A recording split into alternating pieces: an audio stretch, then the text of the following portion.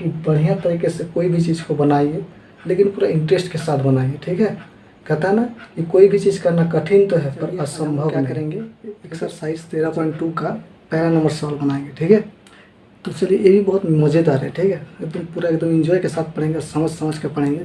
तो चलिए देखते हैं क्वेश्चन क्या कहता है, बहुत मज़ा आएगा। ठीक है, इसको बनाने में देखिए क्वेश्चन है कि एक ठोस एक अर्धगोले पर खड़े एक शंकु के आकार का है। क्या बोलता है, एक ठोस अर्धगोला है, उसके ऊपर एक शंकु क्या है, खड़ा हुआ, मतलब उसके ऊपर रखा गया है। ठीक है, जिनकी त्रिज्याएं 1 सेंटीमीटर है। शंकु का भी त्रिज्या और अर्धगोले का भी त्रिज्या, दोनों की जो त्रिज्या है वो 1 सेंटीमीटर है, तथा शंकु की ऊंचाई उसकी त्रिज्या के बराबर है। और शंकु की जो ऊंचाई है ना उसके त्रिज्या के बराबर ही है, यानी इसका मतलब उसका त्रिज्या कितना है, 1 सेंटीमीटर, तो उसका ऊंचाई भी कितना है, 1 सेंटीमीटर ही है। तो बोलता है इस ठोस का आयतन पाई के पदों में ज्ञात कीजिए। मतलब इसका आयतन ज्ञात करना है कि वो कितना जगह घेरेगा, जो बना हुआ है अर्धगोला और शंकु से, तो वो कितना जगह घेरेगा बाहरी तौर से, उसका मान हमको पता करना है। ठीक है, दूसरा बात ये बोला है कि पाई के पदों में ही ज्ञात करना है, यानी पाई का मान नहीं लेना है, ना ही पाई को चेंज करना है, पाई को पाई में ही रहने देना है। ठीक है, उसके बाद देखना है कि पाई के पदों में आंसर कितना आ रहा है। तो चलिए सबसे पहले जो दिया हुआ है ना क्वेश्चन में उसको फिगर बनाते हैं। ठीक है, बोलता है एक अर्धगोला है, अर्धगोला। ठीक है, इस अर्धगोला बना दिए। अर्धगोला जैसे ही बनाएंगे उसके ऊपर एक शंकु रखा हुआ है। क्या है, शंकु है। ठीक है, और शंकु की त्रिज्या और अर्धगोले की त्रिज्या, दोनों की जो त्रिज्या है 1 सेंटीमीटर है। ठीक है, और ये भी बोल दिया है कि उसकी ऊंचाई, ये शंकु की ऊंचाई भी कितना है, 1 सेंटीमीटर है। कितना है, 1 सेंटीमीटर। समझ आ गया किसका, शंकु की त्रिज्या और अर्धगोले की त्रिज्या, दोनों की त्रिज्या समान है, और शंकु का ऊंचाई भी वही है जो उसका त्रिज्या है। कोई दिक्कत, तो हमको इसका आयतन बोला है। तो ध्यान से देखिए, आयतन यानी जगह कौन कौन घेरेगा, ये दोनों मिलके, एक तो ये जगह घेरेगा बाहरी तौर से और एक ये जगह घेरेगा।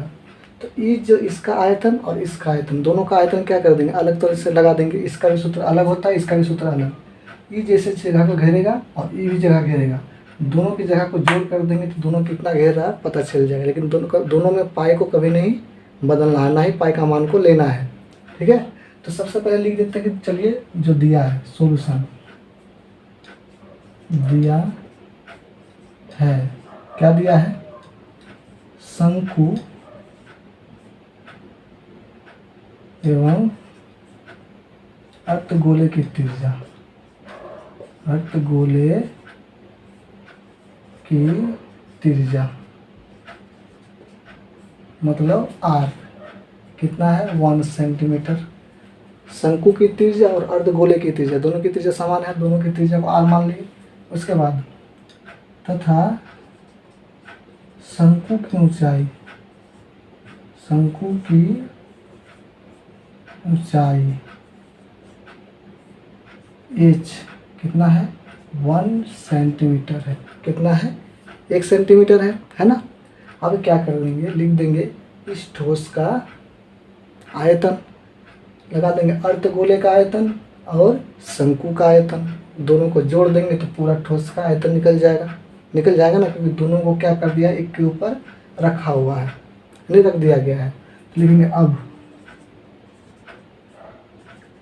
ठोस का आयतन, तो ठोस किससे किससे मिलकर बना है, शंकु से और अर्धगोले से। देखेंगे शंकु का आयतन, शंकु का आयतन प्लस अर्धगोले का आयतन, क्या हो जाएगा, शंकु का आयतन प्लस अर्धगोले का आयतन। शंकु का जो आयतन होता है वो होता है 1/3 पाई r² h प्लस अर्धगोले की जो आयतन होता है वो होता है 2/3 पाई r³। ठीक है, अब देखिए ध्यान से, इसमें क्या है कि यदि हम क्या करें, अगर 1/3, या ध्यान से देखिए एक चीज़ कि इसमें पाई, इसमें 2 गो r है, इसमें 3 गो r है, तो कम आर कितना है, 2 है ना, तो पाई निकल जाएगा। उसके बाद यहाँ पर 2 आर है, यहाँ पर 3 आर है, तो 2 आर निकल जाएगा। यहाँ बचेगा 1/3 और यहाँ क्या बचा h, यहाँ बचा 2/3 और यहाँ क्या बचा, 2 आर निकल चुका है तो 1 बार बचेगा ना। 3 आर में 2 आर को निकाल चुके हैं। जैसे ही इसको अंदर घुसाइएगा तो फिर घूम के यही चीज़ आ जाएगा। ठीक है। अब देखिए पाई को तो कुछ नहीं करना है, ठीक है। अब ध्यान से देखिए आर का मान कितना है, 1 है, तो 1 का स्क्वायर, ठीक है। 1/3 गुना h का मान कितना है, 1 है, ठीक है। 2/3 गुना r का मान कितना है, 1 है ना, ठीक है। अब देखिए पाई गुना 1 का स्क्वायर 1। अब देखिए 1 का गुना 1 के साथ 1/3, 2 का गुना 1 के साथ 2/3 होगा, ठीक है। अब देखिए पाई को 1 से गुना करेंगे तो पाई ही होगा ना, ठीक है।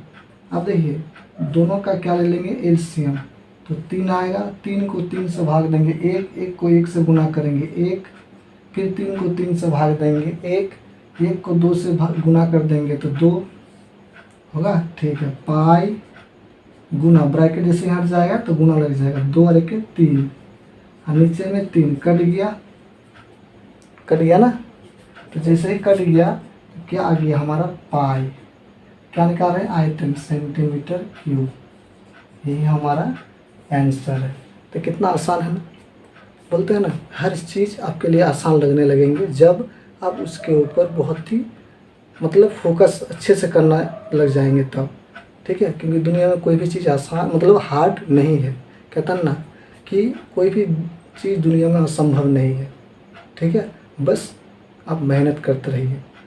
इसीलिए कहते हैं कि बढ़िया तरीके से कोई भी चीज़ को बनाइए, लेकिन पूरा इंटरेस्ट के साथ बनाइए, ठीक है।